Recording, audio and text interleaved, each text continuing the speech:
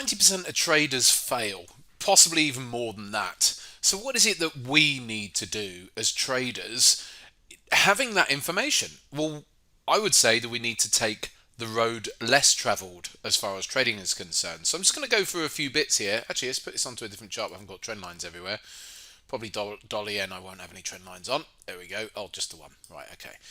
So, what do we need to do as traders? So first of all, we need to explore what is it that the 90% do so that we can actually look at that and assess that to say, well, maybe we need to not necessarily do the opposite, but certainly it gives us information about what the majority do who are losing money. So, and I'm sure you can come up with plenty of things that the masses do, but I'll just put a few down. So the 90%, they are obsessed with having high win rates. So why are they obsessed with having high win rates? Because the 90% are newer to trading or have been trading maybe less than 5 years, and so they want to be right, because we go through life being taught that being right is the right thing. We go to school, we have to pass exams, we have to pass tests at work and get qualifications.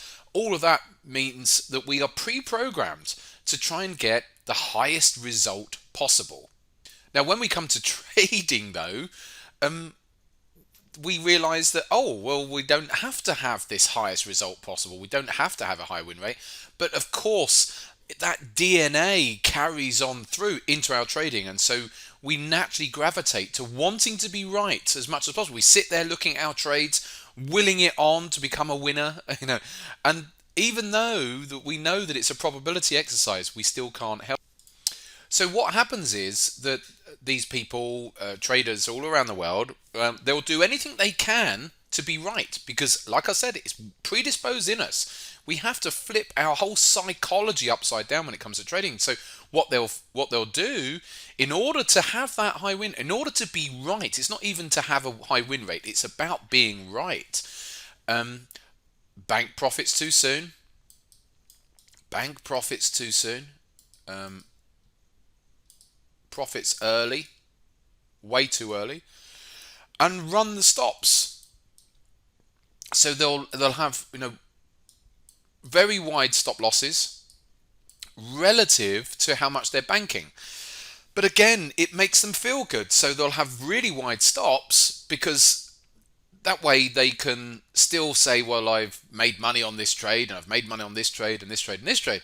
But ultimately, if the risk to reward is too inverted, then that can be a problem. There's nothing wrong with having an inverted risk to reward ratio strategy, because they can work. But what I'm talking about is what the masses do, and what they do is doing it the wrong way. So they go too far, because a lot of them don't even use stops, do they? So they don't even use stop losses.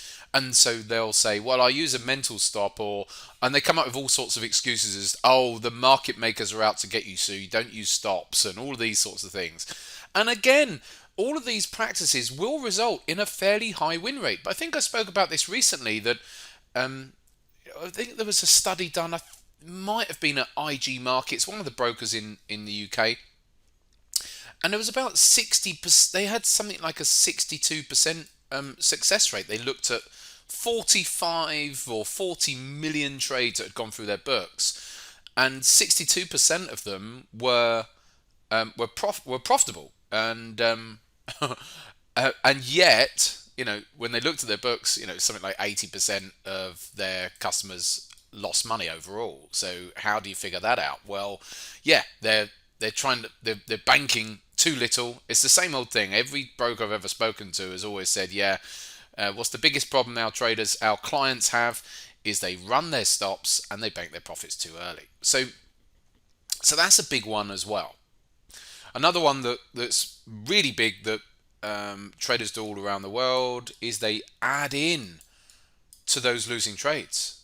So they add in to losers. Now, again, if you've got a strategy behind that, you can actually be profitable with a strategy like that in adding into losers. But you have to have a huge amount of discipline, and you have to have an absolute format and a plan and a strategy for that, and most people don't. They literally get into trades, so they get in here, and then the market goes down against them, and they think, oh, I'll add some more, and then it comes down a bit more. Oh, I think I'll add some more. They've got no strategy, no risk management strategy, and all of a sudden they end up way underwater from a risk management perspective, and that's when at some point the pain's going to get too high and they have to bail out and take a much, much larger loss than they ever should have done. So let's now maybe turn this on its head. So we know these are just a few of the main things. I mean, there's so much. It all comes down to psychology, really. But looking for high win rates, banking profits too early, and adding into losers. So let's take those and flip it upside down.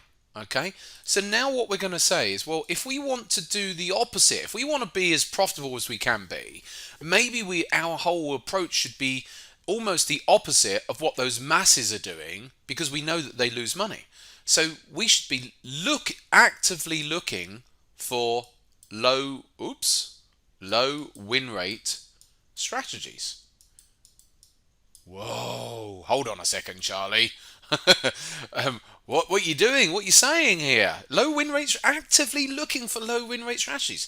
Yes. And when I say low win rate, anything below 50%, of course. So or around 50%, of course. Some people would define a 50% win rate as a low win rate. So 50% and lower, maybe, that sort of thing, that we shouldn't try and avoid it. So if you find a strategy which has maybe a 30% success rate, don't completely knock it on the head, because it might actually be a great strategy. If you remember the turtle traders, I think their average win rate was about maybe 25%. Some of the turtle traders had win rates of 15% and yet were highly profitable.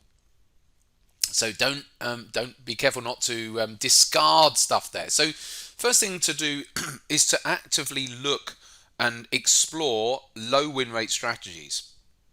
What else can we do? We need to hold on to the trades. Hold on.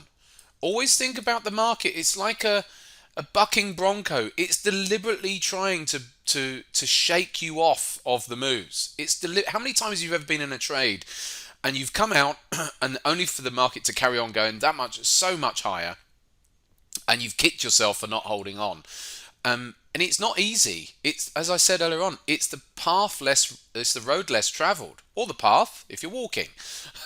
But holding on to trades is not easy. But looking at low win rate, actively looking for low win rate strategies, and obviously higher risk to rewards in that regards. So higher risk to rewards, so where you're looking for larger profits relative to your losses, is something to actively look for as well. And then lastly, because I've just flipped upside down what we've already discussed of what the masses do, and we know the masses lose money, would be to not add to losing trades, but add to winning trades.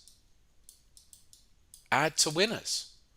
So as a market is going up in our favor, we are adding as our trade, gets further and further into profits. We're adding to our winners. So rather than we getting into trade and adding to losers, let's just flip upside down what those masses do and actually say, what can we do with this? Is there anything that we can do to say, well, okay, let's do a bit of the opposite and actually explore higher win rate strategies, higher risk to reward ratio strategies, which might have a lower win rate, and also looking at adding into winners as well.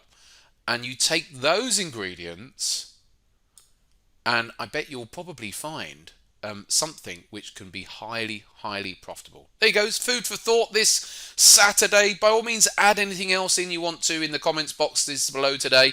I hope you have a lovely weekend, and I'll see you next week. Take care for now.